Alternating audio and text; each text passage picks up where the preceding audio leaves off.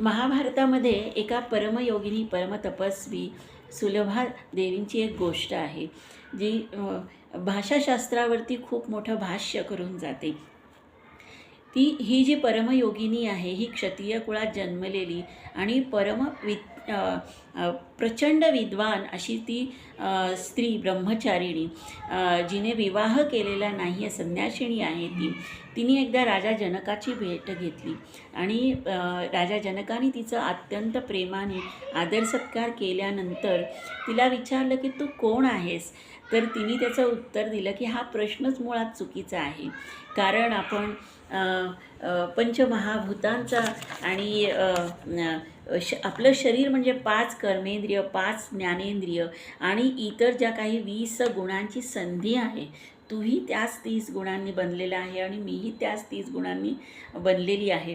ह्या 30 गुणांचं एक व्यक्तरूप म्हणजे मी आहे आणि दुसरं व्यक्तरूप म्हणजे तू आहेस.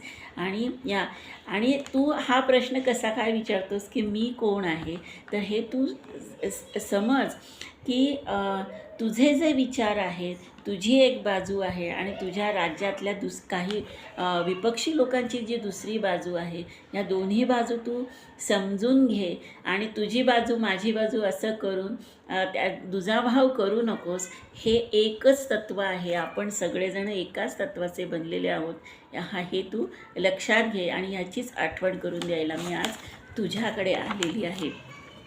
आपल्या वाणीमध्ये 9 प्रकारचे दोष असतात आणि त्या दोषांमधून आपल्या बुद्धीमध्ये 9 प्रकारचे आणखीन दोष निर्माण होतात.